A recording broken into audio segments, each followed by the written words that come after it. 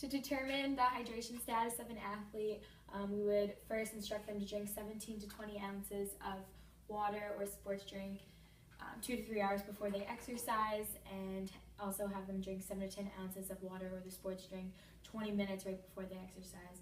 And then we would weigh them and determine their starting body weight. During activity, we instruct them to drink 7 to 10 ounces every 10 to 20 minutes, and they should drink beyond their thirst. Post-exercise, we will then weigh the athlete again and determine how much their body weight, and they should drink 24 ounces for every pound that they have lost during that activity, and we'll instruct them to avoid caffeine, carbonation, and alcohol. So bowel sounds are clicks and gurgles that occur in the lower right quadrant of the stomach, right in this area. And it should be clicks and gurgles every 5 to 34 minutes.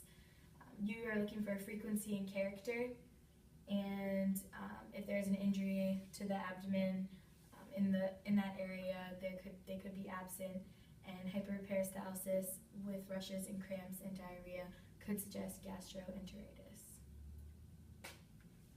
Boom.